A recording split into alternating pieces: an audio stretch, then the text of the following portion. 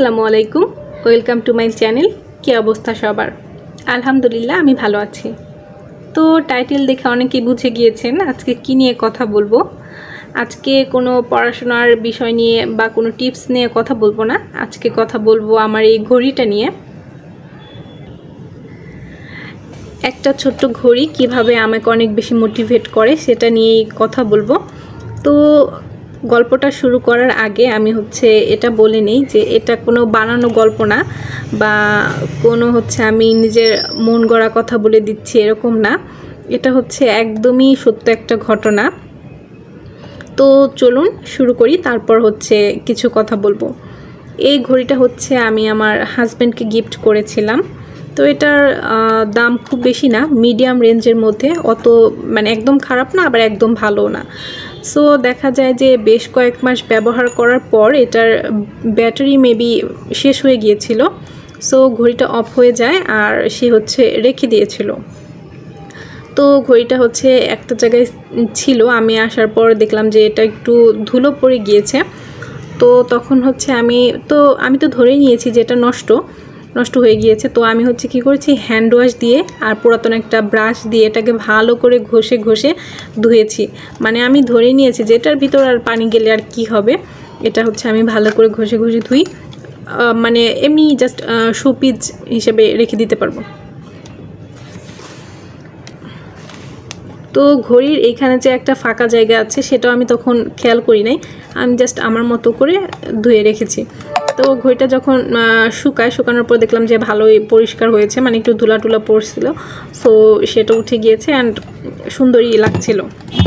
তখন জাস্ট এমনি আমি আমার হাজব্যান্ডকে বললাম যে ঘড়ির জন্য ব্যাটারি আনার জন্য। তো সে ব্যাটারি নিয়ে আসে, আনার পর আমি ব্যাটারিটা ঘড়িতে লাগালাম। তো লাগানোর সময় দেখলাম যে দুই সাইডে যে পাতের মতো দেওয়া থাকে সেগুলাই জং ধরে গেছে, অনেক দিন ব্যবহার না করার কারণে সেগুলো জং ধরে গেছে। তো এজন্য আসলে ব্যাটারিটা ওইভাবে কাজ করছে না। আমি এটা ধরে নিয়েছিলাম যে এটা ঠিক হবে না। তো ওই যে ব্যাটারিটা আমি লাগিয়েছি, কি মনে করে যেন আমি ওই ব্যাটারিটা লাগিয়ে রাখি, আর এটা আমার পড়ার টেবিলে এক কর্নারে রেখে দিই যে থাক এখানে। তো এরকমভাবে প্রায় 7-8 দিন পর বা এরও কম বেশি হতে পারে, এরকম সময়ে আমি হঠাৎ পড়ছিলাম। তো আমি বিষয়টা খেয়াল করি নাই। তো হঠাৎ করে আমার চোখে পড়ে যে এই যে সেকেন্ডের কাঁটাটা এটা এভাবে ঘুরছে। হ্যাঁ, তো আমি পড়াশোনার ইয়েতে ছিলাম, খেয়াল করিনি। পরে আমি যখন খেয়াল করেছি আমি ভাবছি যে কি ব্যাপার, এটা কিভাবে ঘুরছে, এটা তো ঘোরার কথা না, এটা তো নষ্ট। আমি তো জাস্ট এমনি রেখে দিয়েছি যে এটা থাক টেবিলে। তো আমি দেখে খুবই অবাক হয়ে গিয়েছি। তো এটা দেখার পর আসলে আমার মাথায় যেটা কাজ করেছে যে এই যে এটার ভিতর আমি এনার্জিটা পাওয়ারটা দিয়ে রেখেছি, এই পাওয়ারটা কিন্তু নির্দিষ্ট একটা সময় পর কাজে দিয়েছে। হ্যাঁ, আমি কিন্তু আশাও করি নাই যে এটা এভাবে চলতে পারে, বা ওইটার ভিতরে যে আমি নতুন একটা ব্যাটারি দিয়ে রেখেছি সেটা আমার নিজেরও মনে নাই, আমি জাস্ট এমনিই রেখে দিয়েছি। তো পরে আমার মাথায় কাজ করলো যে আসলে একটা জিনিস যতই ইয়া হোক না কেন, সেটার ভিতর যদি আমরা কোনো এনার্জি কোনো পাওয়ার যদি দিয়ে রাখি তাহলে সেটা এক সময় না এক সময় ঘুরতে শুরু করেই। সো এখান থেকে আসলে আমার মোটিভেশনটা কাজ করে যে আমি পড়াশোনার যে স্টেজেই থাকি না কেন, আমার অবস্থা যতই খারাপ হোক না কেন, আমি যদি নিজেকে একটা এনার্জি পুশ করি তাহলে এটা এক সময় না এক সময় সচল হবেই। সো এই ঘড়িটা আসলে আমাকে এভাবে অনেক মোটিভেট করে। আমি যখন এই ঘড়িটার দিকে তাকাই তখন আমার এই ঘটনাটার কথা আর কি মনে পড়ে। সো আপনারাও চাইলে এখান থেকে আসলে মোটিভেট হতে পারেন। আমি এটা একদমই বানিয়ে বলছি না, এটা 100% একটা সত্য ঘটনা। আমি জাস্ট একদম অবাক হয়ে গিয়েছিলাম যে এটা কীভাবে হচ্ছে। তো এই ঘড়িটা আসলে আমাকে মোটিভেট করে, এই জন্য আমি এটাকে টেবিলে রেখে দিয়েছি। তো এটা যতদিন চলবে, না চললেও ইনশাল্লাহ আমি এক কর্নারে রেখে দিব।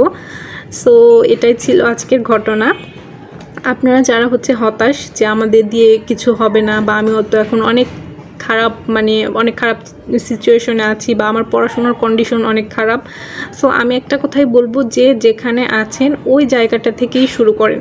হ্যাঁ, অনেক সময় কিন্তু আপনার লাকও ফেভার করতে পারে। আপনার দেখা যায় যে সৃষ্টিকর্তা চাইলে কি না হতে পারে। আপনি জাস্ট আপনার জায়গা থেকে চেষ্টা করেন অ্যান্ড আল্লাহর কাছে চাইতে থাকেন যে আল্লাহ মানে হালালভাবে চাইতে থাকেন, সো দেখবেন যে একটা সময় না একটা সময় আল্লাহ তাআলা আপনার ইচ্ছাটা পূরণ করবে। তবে আপনার চেষ্টাটা থাকতে হবে। একদম মানুষ দেখা যায় যে চেষ্টা করছে আর আপনি শুধু শুয়ে বসে বসে প্রার্থনাই করে যাচ্ছেন যে আল্লাহ আমাকে এটা দাও, আল্লাহ আমাকে সেটা দাও। সো এটা না করে আপনি নিজের দিক থেকে যতটুকু সম্ভব হচ্ছে চেষ্টা করেন, তারপর হচ্ছে আল্লাহর কাছে চান, ইনশাল্লাহ আপনার মনের আশাও পূর্ণ হবে। সো আজকের ভিডিওটা এই পর্যন্তই। ধন্যবাদ সবাইকে। আল্লাহ হাফেজ।